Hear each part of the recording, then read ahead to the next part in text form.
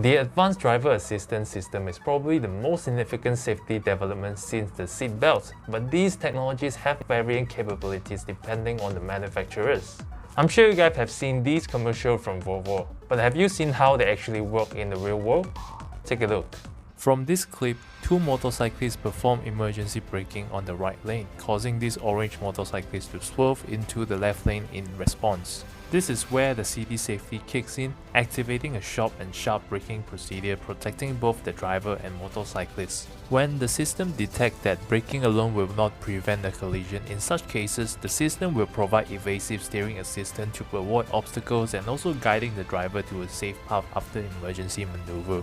Here we can see how a Volvo avoid an accident by continuously attempting to anticipate whether there are escape routes to the side in case a slow or stationary vehicle ahead is discovered at a later stage. All these life-saving events are possible because since the 1970s, Volvo has dispatched its own traffic accident research team. It's still operating today. When there's an accident involving their cars around Gothenburg, Sweden, be it night or day, they will rush to the scene to investigate and document and interviewing the drivers, or even getting their medical record, if allowed. And the conclusion from all these researchers are shared with the product development team to bring the cars on the road today.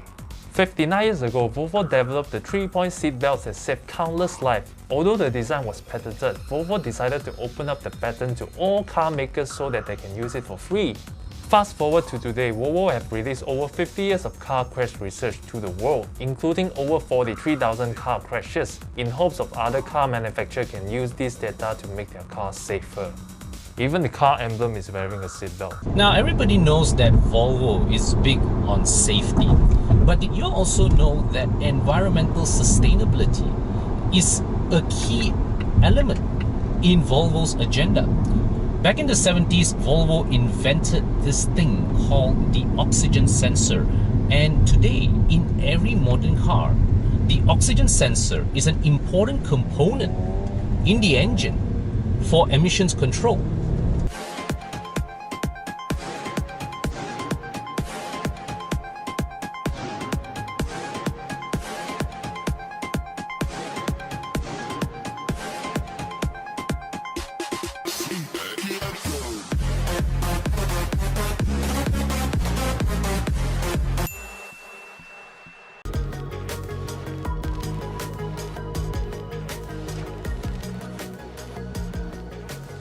Marvelous. Artificial intelligence skin. Okay, so you're seeing this correctly. I am using a BMW engine to showcase to you a Volvo innovation.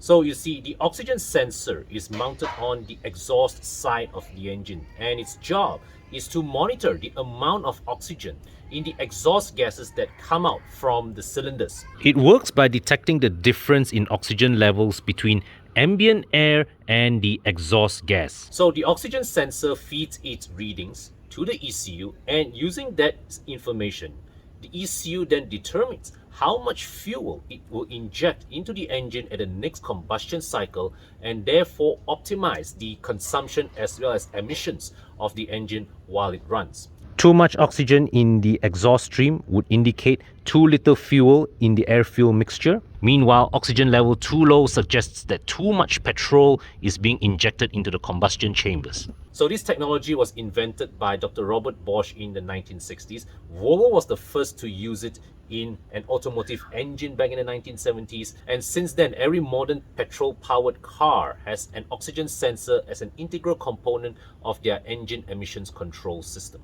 Now, today, moving forward, Volvo's next big push in its agenda of environmental protection is in electrification of powertrains. So you see Volvo betting big in full electric vehicles, in plug-in hybrid vehicles, and even their regular combustion engines will be moving to embrace mild hybrid systems as a concerted effort to reduce fuel consumption and carbon emissions. Now, Volvo isn't shy in making big commitments in recent years. Previously, they promised that by 2020, nobody would be killed or seriously injured in a brand new Volvo anymore. Next up, they have promised that by 2030, all brand new Volvos would be electrically powered. And moving even further, they have committed that by 2040, the entire organization would be climate neutral. Accomplishing that, of course, requires a fundamental rethink of the many processes involved in making a car. One of the areas that they are looking at, would you believe or not, is the manufacturing of steel. This diagram shows the inner workings of a good old-fashioned blast furnace that turns iron ore into molten pig iron, which can then be processed to steel. As its name suggests, it's a pretty hot place inside the blast furnace. It has to be because it needs to melt iron. Okay, now what you're looking at here, this is a grossly simplified representation of what happens inside a blast furnace. Just enough to gain a basic understanding, but not enough for you to pass your uni exam. So what happens is that iron ore goes into the furnace. It reacts with carbon, which comes in the form of either charcoal or coke. Coke here not referring to the drink, but an extremely purified form of charcoal. So the reaction produces pig iron and emits carbon dioxide.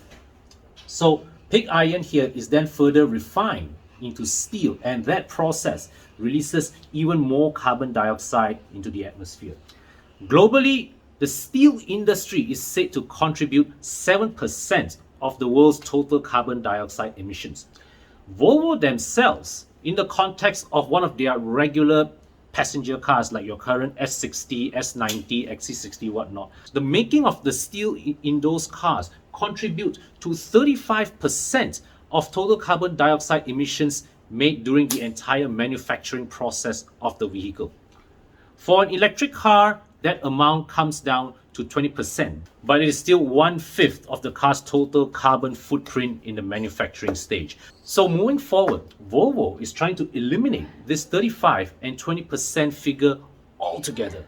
Okay, so in 2017, these three Swedish firms, SSAB, which is a steel maker, LKAB, a producer of iron ore, and Vattenfall, which is an energy producer, combined to introduce the hydrogen breakthrough iron making technology, or hybrid for short. So hybrid is a new way of processing iron ore. The old way, as I mentioned earlier, involved carbon reacting with the iron ore to produce carbon dioxide. With hybrid, they substitute carbon with hydrogen with water as a byproduct. So immediately you can see that this is a much more environmentally friendly process, which is called direct reduction. Now, in direct reduction, the reaction happens with iron ore still in its solid state. Okay, so as a result, the reaction can happen at a temperature much lower than the melting point of iron, which is about 800 to 1200 degrees, compared to the old way, where temperatures in the blast furnace reaches as high as 1800 degrees. So it means that the hybrid method or the direct reduction method, besides being friendlier to the environment, can also be more energy efficient because you need to generate much less heat to facilitate the process. Now, more than just the actual manufacturing, all of these supporting processes, such as the generation of electricity, the creation of hydrogen, under the hybrid program, all use carbon neutral methods.